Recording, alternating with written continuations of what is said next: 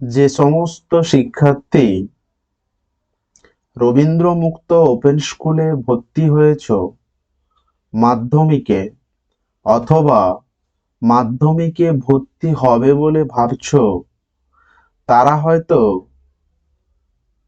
ইতিহাসের সিলেবাস কি বা ইতিহাসে কি কি পড়তে হবে বা কোশ্চেন কেমন হয়, কোন অধ্যায়গুলো পড়লে সহজে পরীক্ষায় পাস করা যায়, অথবা কোন কোন অধ্যায় থেকে বেশি কোশ্চেন আসে, এই সব নিয়ে আমি তোমাদের ডিটেলসে আলোচনা করব। আমি তোমাদের সঙ্গে রয়েছে গোপাল স্যার, রবীন্দ্র মুক্ত ও নেতাজি ওপেন কোচিং সেন্টারের পক্ষ থেকে সমস্ত শিক্ষার্থীকে স্বাগত। রবীন্দ্র মুক্ত ও নেতাজি ওপেনের সমস্ত বিষয়ের সাজেশন ভিত্তিক নোট পাওয়া যায়। নোটস নেওয়ার পরে অনলাইন এবং অফলাইন ক্লাসের সুবিধা পাবেন সম্পূর্ণ ফ্রিতে। অথবা রবীন্দ্র মুক্ত বা নেতাজি ওপেনে ভর্তির বিষয়ে কোনো শিক্ষার্থীর কোনো কিছু জানার থাকলে অবশ্যই কমেন্ট বক্সে মেসেজ করবেন, অবশ্যই তার উত্তর খুব তাড়াতাড়ি দেওয়া হবে। দেখে নেব আমরা ইতিহাস বিষয়ে রবীন্দ্র মুক্ত ওপেন স্কুলে মাধ্যমিকে কেমন কোশ্চেন প্যাটার্ন হয়ে থাকে, অর্থাৎ এমসিকিউ, এসএকিউ বা লং কোশ্চেন কত নাম্বার করে আসে সেই বিষয়ে আমরা ডিটেলসে আলোচনা করব। প্রথমে দেখে নাও, তোমাদের টোটাল পরীক্ষা দিতে হবে 100 নাম্বারের।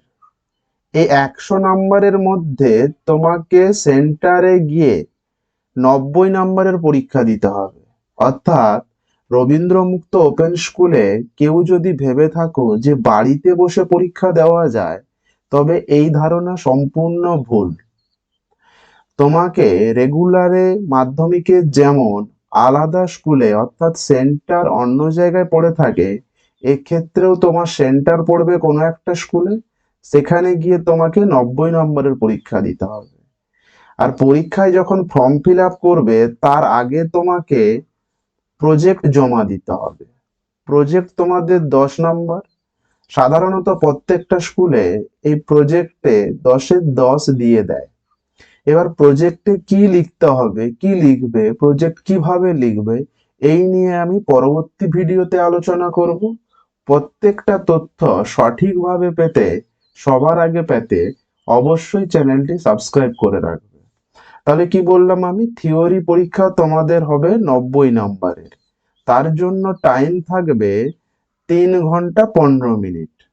অর্থাৎ প্রথম 15 মিনিট তোমাদের কোশ্চেন দেখার জন্য। এবার দেখে নাও কোশ্চেন টাইপ কেমন হবে। বলা হচ্ছে গ্রুপ এ তে অর্থাৎ প্রথমে থাকবে এমসিকিউ। এমসিকিউ বলতে ওই যে 4টা করে অপশন থাকবে, তার মধ্যে একটা অ্যান্সার তোমাকে নির্বাচন করতে হবে। এই এমসিকিউ তে টোটাল কোশ্চেন থাকবে 16টা, তার মধ্যে তোমাকে 12টার উত্তর করতে হবে। আমি প্রত্যেকটা শিক্ষার্থীকে সাজেস্ট করব তুমি 16টার 16টা কোশ্চেনই করে আসবে। যে 12টি কোশ্চেন তোমার একদম সঠিক বলে মনে হচ্ছে বা যে কোশ্চেনের অ্যান্সার গুলো তুমি সঠিক বলে মনে হচ্ছে, সেগুলো প্রথমের দিকে করে নাও। কিন্তু আমি বলবো তুমি 16টা এমসিকিউ কোশ্চেন করে আসবে। তাহলে প্রত্যেকটার জন্য 1 নম্বর। যেহেতু আমাকে 12টা করতে হচ্ছে, তাহলে 12 গুণিতক 1, তাহলে টোটাল কত হলো 12 নম্বর। নেক্সট দেখো গ্রুপ বি তে থাকছে এসএকিউ। এসএকিউ তে 8টা কোশ্চেন থাকবে, তার মধ্যে তোমাকে 6টি করতে হবে। প্রত্যেকটি কোশ্চেনের জন্য 2 নম্বর। তাহলে যেহেতু 6টি কোশ্চেন করতে হচ্ছে, 6 দুনে 12 নম্বর। ক্লিয়ার? নেক্সট বলছি দেখো গ্রুপ সি তে থাকবে লং কোশ্চেন।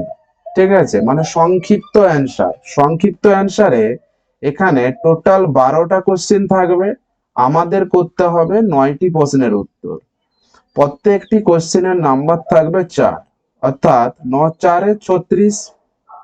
লাস্ট যেটা আছে গ্রুপ ডি, গ্রুপ ডি তে থাকবে যেটা ব্যাখ্যামূলক অ্যান্সার, যেখানে টোটাল 8টা কোশ্চেন থাকবে, আমাদের পরীক্ষায় 6টি করতে হবে। প্রত্যেকটা কোশ্চেনের জন্য থাকবে 5 নাম্বার, অর্থাৎ 6 5 30। তাহলে আরেকবার দেখে নাও কি কি বললাম। এমসিকিউ 12 নাম্বার, এসএকিউ থাকবে 12 নাম্বার, এবং দেখো সংক্ষিপ্ত অ্যান্সারের থাকবে 36 নাম্বার এবং ব্যাখ্যামূলক অ্যান্সারের থাকবে 30 নাম্বার। তাহলে টোটালটা যদি যোগ করো আমরা এখান থেকে 90 পেয়ে যাচ্ছি। ক্লিয়ার? তাহলে টোটাল আমাদের 90 নাম্বারের কোশ্চেন হবে। এবার কত পেলে পাস, পাস নাম্বার কিভাবে তুলবো, অবশ্যই এগুলো আমি পরবর্তী ভিডিওতে আলোচনা করব। এবার চলে আসবো আমরা ইতিহাসের যে সিলেবাস রয়েছে। দেখে নাও, প্রথমে যেটা রয়েছে একদম প্রথম অধ্যায়ে কি রয়েছে না, প্রাচীন বাংলা থেকে সাম্প্রতিক বাংলার ইতিহাস। এখানে রয়েছে ফিরে দেখা ঐতিহ্য, পরম্পরা ও 3 সাম্রাজ্যের পর্ব। দ্বিতীয় অধ্যায়ে রয়েছে ভারতে কোম্পানির শাসন। দ্বিতীয় অধ্যায়ের আরেকটি ভাগ রয়েছে যে 1857 সালের বিদ্রোহের প্রত্যক্ষ ও সুদূরপ্রসারী ফলাফল। নেক্সট দেখো, নেক্সট যেটা রয়েছে তৃতীয় অধ্যায়ে আমাদের পড়তে হবে মধ্যযুগের ইউরোপ। নেক্সট রয়েছে আধুনিক যুগের ইউরোপ, শিল্প বিপ্লব, রাজনৈতিক বিপ্লবের যুগ, ঐক্যের যুগ, ইটালি ও জার্মানি, প্রথম বিশ্বযুদ্ধের প্রাক্কাল, শিল্প বিপ্লব, উপনিবেশবাদ ও সাম্রাজ্যবাদ, ফরাসি বিপ্লব ও তার প্রভাব, রুশ বিপ্লব ও তার প্রভাব, দ্বিতীয় বিশ্বযুদ্ধ, জাতিসংঘ ও সম্মিলিত জাতিপুঞ্জ, ঔপনিবেশিক শাসন ও ঔপনিবেশিক অর্থনীতি, অর্থনীতিকেন্দ্রিক উপনিবেশ, উপনিবেশীকরণ, বিশ্বায়ন ও রাজনীতি। 1990 সালের পর বিশ্ব রাজনীতিতে মার্কিন যুক্তরাষ্ট্রের সর্বেসর্বা হয়ে ওঠা এবং ভারত মার্কিন সম্পর্ক। 1990 ও 20 বিশ্ব ইতিহাসের গতি প্রকৃতি বিশ্লেষণ, পর্যালোচনা। লাস্ট যেটা সর্বোপরি রয়েছে ভারতের স্বাধীনতা আন্দোলনে বাংলার ভূমিকা এবং স্বাধীনতা আন্দোলনে বাঙালি। তাহলে এই অধ্যায়গুলো তোমাদের রয়েছে। এবার প্রশ্ন হচ্ছে, স্যার এতগুলো অধ্যায় তো আমার পড়া সম্ভব না, কোন অধ্যায়গুলো পড়লে সব থেকে বেশি কাজে লাগবে? দেখে নাও, প্রথমে আমরা যেটা পড়ব 1857 সালের যে বিদ্রোহ এবং তার ফলাফল, এই অধ্যায়টা একটু ভালো করে পড়ে রাখবো। নেক্সট শিল্প বিপ্লব পড়ব, এবং এইখানে দ্বিতীয় একক অর্থাৎ ইউরোপের ইতিহাস থেকে আর তেমন কিছু একটা দেখবো না। যদি পারো তোমরা এখানে প্রথম বিশ্বযুদ্ধের প্রাক্কালটা একটু দেখে রেখো।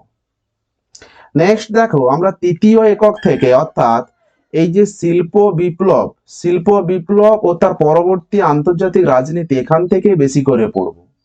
কি পড়বো না, ফরাসি বিপ্লব ও তার প্রভাব, রুশ বিপ্লব ও তার প্রভাব, দ্বিতীয় বিশ্বযুদ্ধ, জাতিসংঘ সম্মিলিত জাতিপুঞ্জ পারলে একটু দেখে রাখবে, না হলে আমরা চলে আসব বিশ্বায়ন এবং রাজনীতি। এই অধ্যায়টি একটু ভালো করে পড়ে থাকবে। নেক্সট লাস্ট যেটা বলছি, ভারতের স্বাধীনতা আন্দোলনে বাংলার ভূমিকা এবং স্বাধীনতা আন্দোলনে বাঙালি। এই অধ্যায়গুলো তোমরা ভালো করে পড়ে যাও। আশা রাখি এই অধ্যায়গুলো যদি তোমরা ভালো করে খুঁটিয়ে পড়ো, তাহলে দেখবে এখান থেকে যে কোশ্চেনগুলো আসবে তাতে তোমরা অনেকটা সহজে পাস নাম্বার তুলতে পারবে। ভিডিওটি যদি ভালো লেগে থাকে অবশ্যই লাইক কমেন্ট করে দিও এবং বন্ধুদের মধ্যে শেয়ার করে দিও। Thanks for watching.